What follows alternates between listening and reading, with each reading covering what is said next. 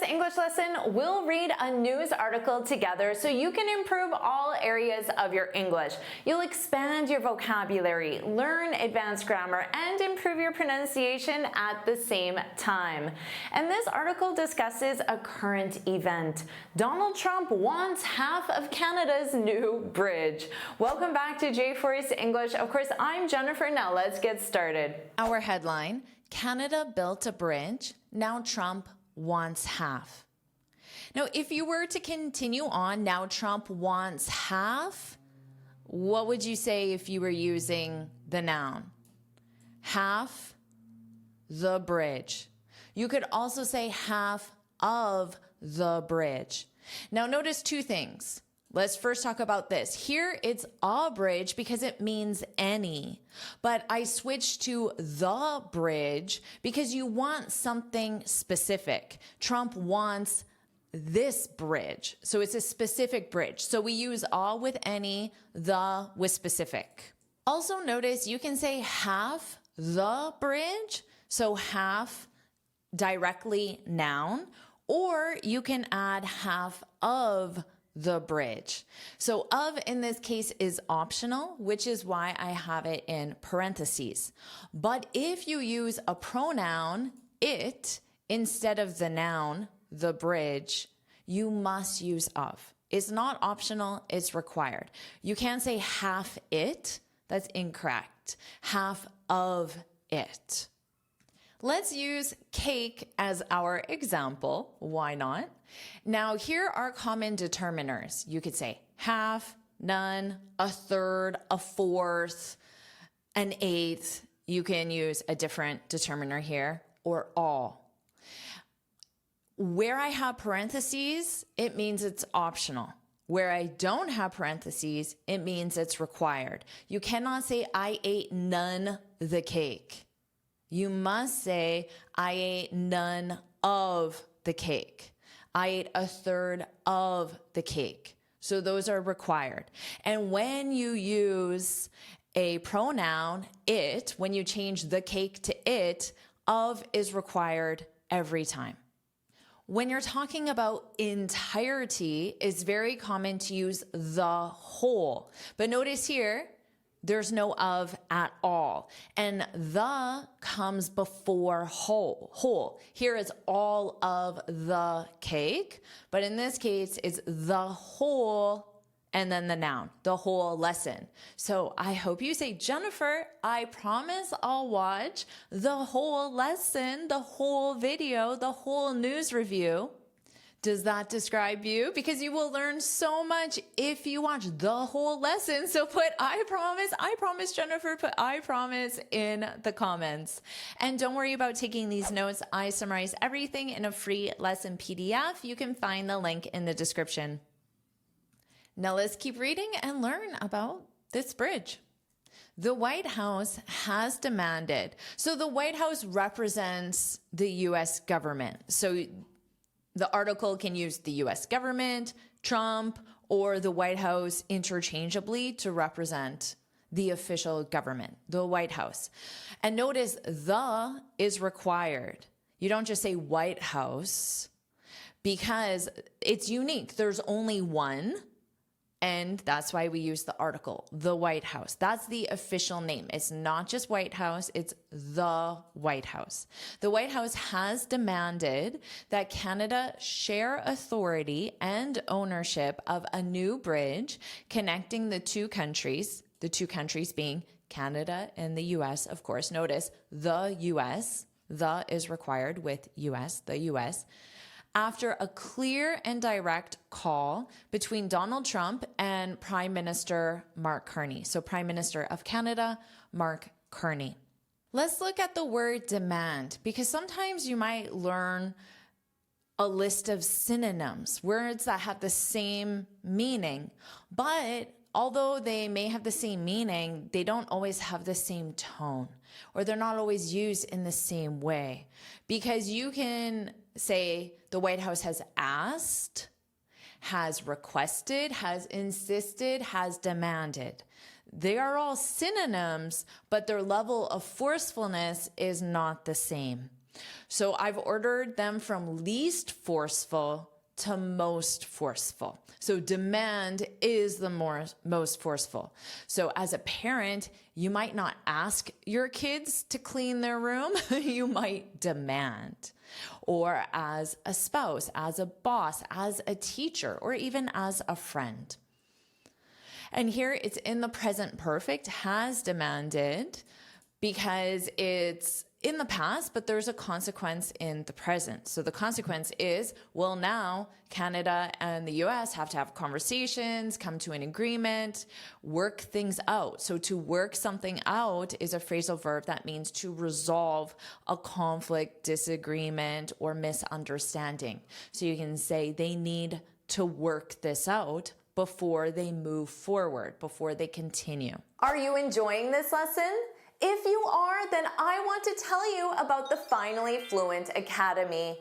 This is my premium training program where we study native English speakers from TV, movies, YouTube, and the news so you can improve your listening skills of fast English, expand your vocabulary with natural expressions, and learn advanced grammar easily. Plus, you'll have me as your personal coach. You can look in the description for the link to learn more, or you can go to my website and click on Finally Fluent Academy. Now let's continue with our lesson. The Gordie Howe International Bridge, connecting the Canadian province of Ontario to the U.S. state of Michigan, will not open until Ottawa treats the United States with the fairness and respect that we deserve, Trump wrote on social media earlier.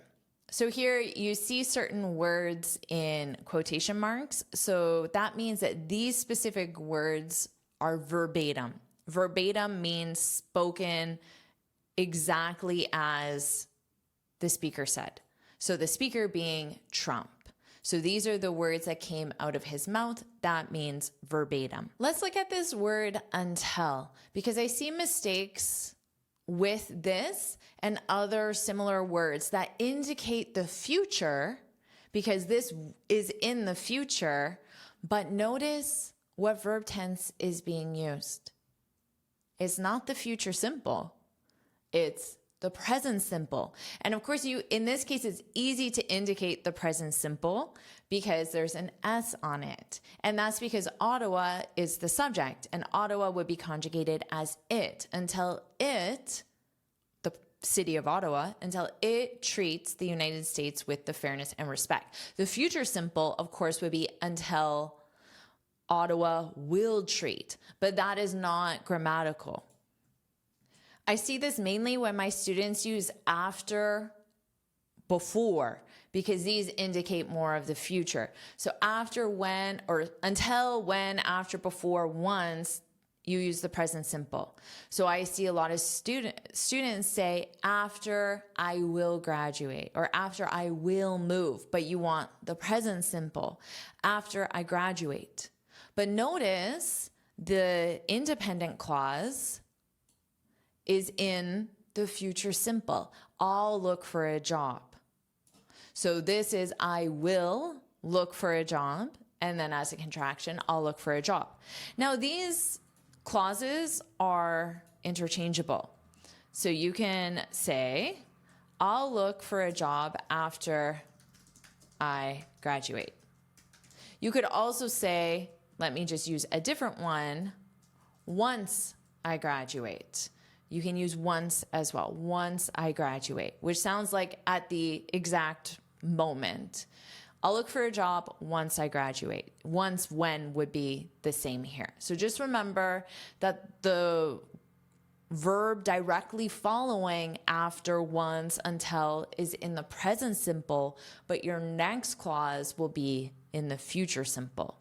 So here, will not open until Ottawa treats the United States. But here we have will not open. So the bridge will not open until. You could say until Ottawa treats the United States with respect, the bridge will not open. So you can replace those sentences just like we did here. So remember that because it's a very common mistake. It's very noticeable to a native speaker.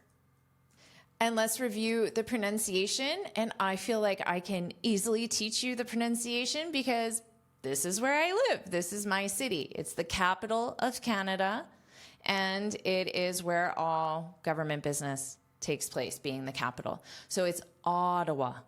Ah. So that vowel is ah.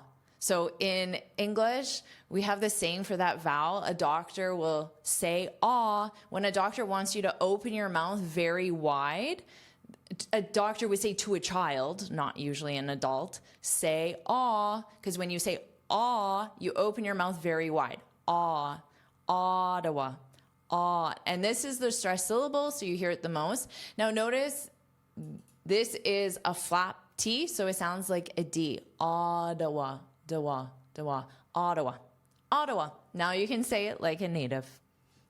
Let's keep reading. The bridge is funded by the Canadian government. So of course, in a government context and a business context, they use the word to be funded by to mean who's paying for the bridge. Now, in this case, this is the passive voice because, of course, the bridge isn't paying. The bridge is receiving. So the subject is not doing the action, so it's the passive voice. The bridge is funded by. So to form the active, you would say the Canadian government funded the bridge, which just means the Canadian government paid for the bridge. But in government and often in business context, you use the word funded. And it's very common to use it in the passive voice. So notice we have to be funded. And then if you want to include the subject doing the action, you use by the Canadian government, by the city of Ottawa, or whoever is funding. Now, if you do change funded to pay, is not just pay, is pay for. So it requires the preposition for. I paid for dinner this time.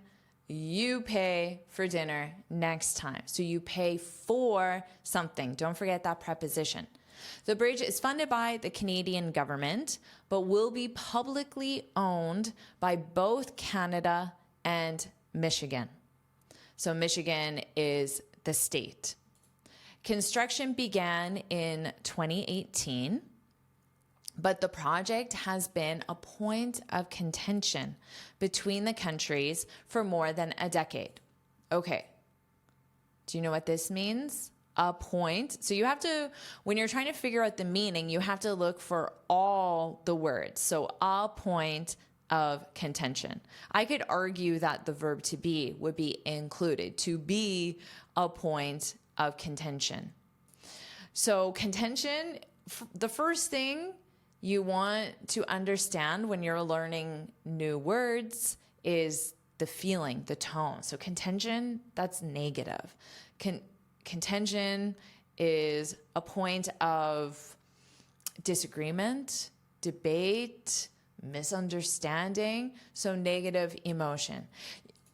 Here, this is a noun. Contention is also common to use the adjective, which is the bridge has been, and then you want an adjective. What would it be? As I write it, you can think of it. The bridge has been, do you know? Contentious for the countries, for the two countries, Canada and the US. The bridge has been contentious. So contentious is the adjective, contention is the noun. But notice they didn't just say has been contention, has been a point of contention. And notice here they're using the present perfect, has been a point of contention. So a point of contention, an issue that causes disagreement or conflict. Now the present perfect in this case is being used because it started in the past and it continues until now. Has been a point of contention between the countries for more than a decade. How long is a decade? 10 years. So you can say for more than 10 years. So you would replace a decade. Notice you have an article there, a decade, and say for more than 10 years. 10 years. So 10 years represents a decade, but there's no S on decade. Okay, so just remember that. But decade can be plural because you can say for more than, for example, 2. Now, because it's more than 1, you would add the S. But for 1 decade, you don't add the S because 1 decade represents 10 years. So 2 decades is, of course, 20 years. For more than a decade. It is estimated to have cost, so the bridge is estimated to have cost $6.4 billion. So notice, this does not take the S. It's dollars that takes the S. And you verbalize $6.4 billion. You see the money sign first, but you say it last. So this BN is billion dollars. So there's the S on dollars, never an S on billion because this is the plural. Now, of course, estimated means it could have cost 6.2, could have cost 6.6, for example. So estimate is just an approximation. This is written in a passive voice and an impersonal voice, which is commonly done when reporting something, because you could simply say the bridge costs an estimated $6.4 billion. But this sounds very direct. It sounds more authoritative. It sounds like I am certain of this information because I'm part of the project. But because the person writing this article doesn't have the financial information of the project, they write it in a more passive, impersonal way because it sounds like they're reporting something that they're not part of. So if this number is incorrect, well, they didn't say it as directly as this, which would be a very simple way of saying it, but it also sounds more factual, and this sounds more impartial. So the bridge costs an estimated. So notice here, you can simply say the bridge costs $6.4 billion. Just like if you talk about this shirt costs $20.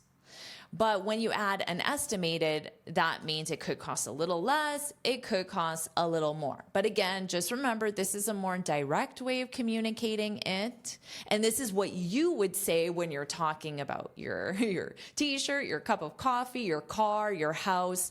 This is a very indirect, impersonal way of saying it because you're reporting information that you cannot guarantee is factual. Let's keep reading. Prime Minister Mark Carney said on Tuesday he had a positive conversation with Trump. So notice how only this word is in quotation marks because the article wants you to know that this word came out of Mark Carney's mouth. So this is verbatim, but maybe instead of conversation, he said phone call or chat or talk, and then they just changed it to conversation, which they absolutely can do. But they want you to know that Mark Carney said this word. He had a positive conversation with Trump, reminding him being Trump, Canada paid for the bridge. So just like I explained, when you use pay, you need for, and this is the more everyday way of saying funded. Now, Mark Carney, he is the one funding projects. So it makes sense that he would use the language pay for, but the article would use funded and funded by in the passive voice. Here, notice the verb is remind. Remind is in the ing form because it's as an action. You would say, Mark Carney reminded Trump Canada paid for the bridge. Now, remind means to cause someone to remember something. So Trump already knew that Canada paid for the bridge. So now Mark Carney wants him to remember what he already knew. So that's remind. Native speakers commonly use remind in the imperative. I might say to my husband, remind me to make the reservation later. So what I want my husband to do is later, maybe as we're having dinner, he says, make the reservation. Oh yeah, I have to make the reservation. So I want him to cause me to remember that information. So it's commonly done in the imperative because I'm giving this as an instruction to my husband. But you can also, of course, use it in a question form. Can you remind me to make the reservation later? But just remember, you remind someone to do something. That's the sentence structure. So remind Trump, Canada paid for the bridge. Let's keep reading. The bridge, which spans the Detroit River and is named after late Canadian hockey legend Gordie Howe, who played for the Detroit Red Wings, is expected to open to traffic pending formal tests and approvals in the early part of this year. So Detroit is a city in the state of Michigan, just like Ottawa on the Canadian side. Ottawa is a city in the province of Ontario, and that's the issue of this bridge. So it spans the Detroit River. So it goes across the Detroit River. It spans the Detroit River. Now here, after late Canadian hockey legend Gordie Howe. So if you're a hockey fan, you probably know this name. And of course, he's Canadian, but he played for the Detroit Red Wings, which makes sense that they call the bridge a name that connects both Canada and Michigan, Ontario and Michigan, Ottawa and Detroit. What does late mean? Of course, you know, oh, I'm so sorry, I'm late, or Jennifer, you're late again. You know what that means, but what about here? After late Canadian hockey legend.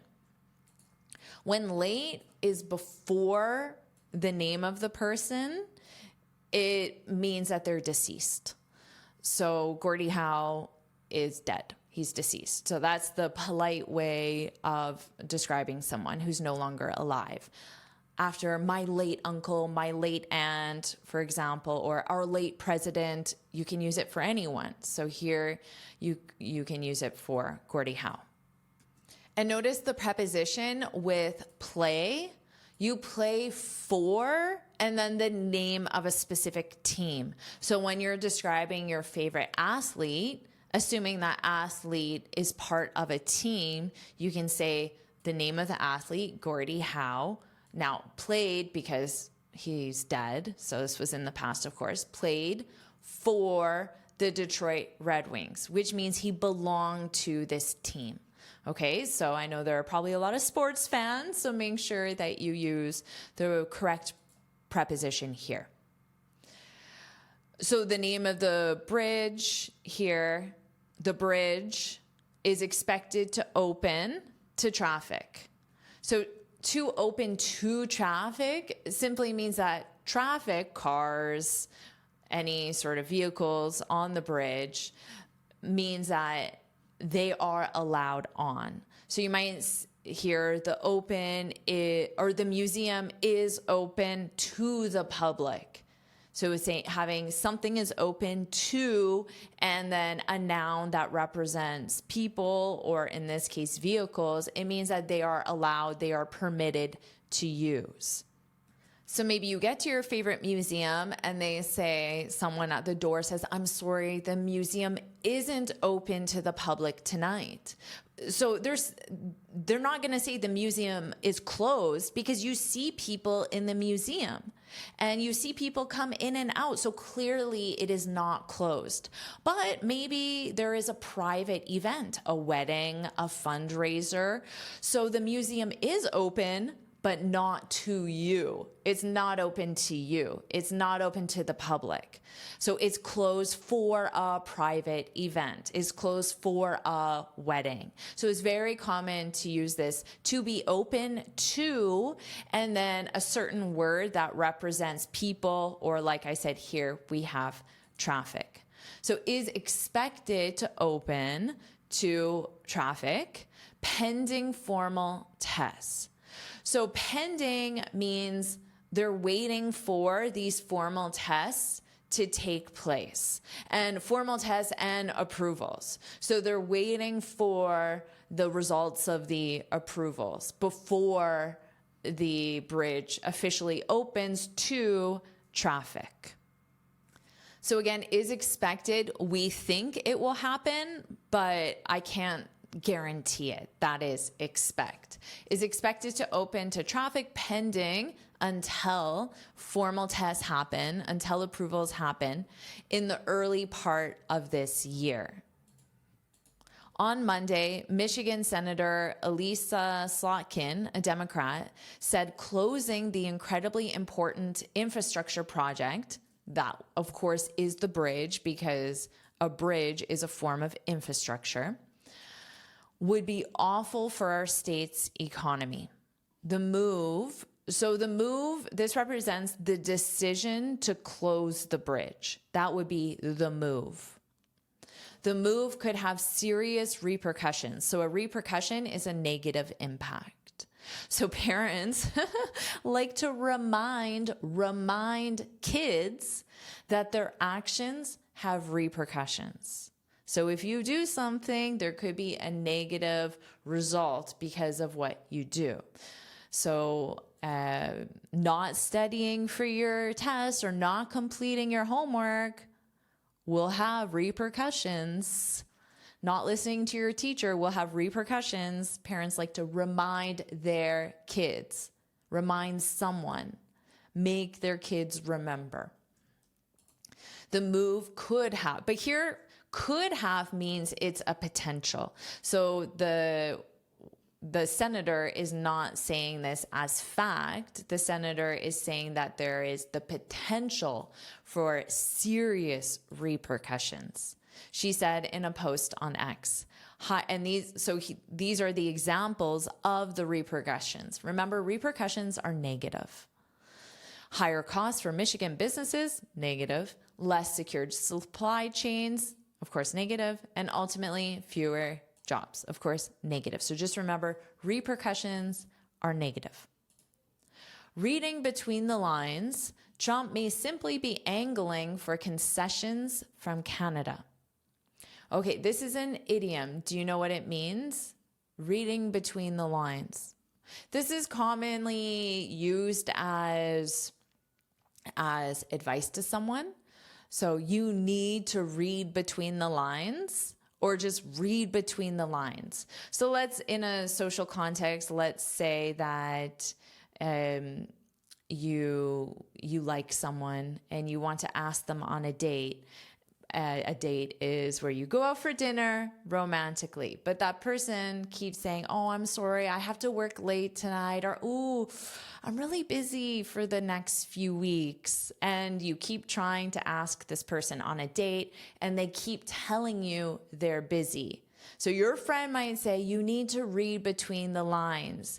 You need to ignore the words and understand the meaning. If this person keeps saying, I'm busy, I'm busy, I'm busy, they're not directly saying, I don't want to go out with you, but that is what they're communicating without saying those specific words. So you need to understand the meaning, not based on what is actually said, but based on how you should interpret it. So reading between the lines, Trump may simply be angling for concessions from Canada. So if Trump is angling for concessions, it means he's trying to get concessions from Canada. So you need to understand the broader global context. There's a lot of issues with trade and tariffs. So maybe Trump wants Canada to lower a tariff or accept a tariff, and Trump is using the bridge issue as a way to negotiate, if you read between the lines. And that's the end of the article. So now I'll read the article from start to finish, and you can focus on my pronunciation.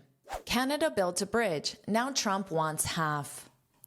The White House has demanded that Canada share authority and ownership of a new bridge connecting the two countries after a clear and direct call between Donald Trump and Prime Minister Mark Carney. The Gordie Howe International Bridge, connecting the Canadian province of Ontario to the U.S. state of Michigan, will not open until Ottawa treats the United States with the fairness and respect that we deserve, Trump wrote on social media earlier. The bridge is funded by the Canadian government, but will be publicly owned by both Canada and Michigan. Construction began in 2018, but the project has been a point of contention between the countries for more than a decade. It is estimated to have cost $6.4 billion. Prime Minister Mark Carney said on Tuesday he had a positive conversation with Trump, reminding him Canada paid for the bridge. The bridge, which spans the Detroit River and is named after late Canadian hockey legend Gordie Howe, who played for the Detroit Red Wings, is expected to open to traffic pending formal tests and approvals in the early part of this year. On Monday, Michigan Senator Elisa Slotkin, a Democrat, said closing the incredibly important infrastructure project would be awful for our state's economy. The move could have serious repercussions, she said in a post on X. Higher costs for Michigan businesses, less secure supply chains, and ultimately fewer jobs. Reading between the lines, Trump may be simply angling for concessions from Canada. Do you want to keep learning English with the news? If you do, put yes, yes, yes, yes, yes, yes, put yes, yes, yes in the comments below. And of course, make sure you like this lesson, share it with your friends, and subscribe so you're notified every time I post a new lesson. And you can get this free speaking guide where I share 6 tips on how to speak English fluently and confidently. You can click here to download it or look for the link in the description. And here's another lesson I know you'll love. Watch it now.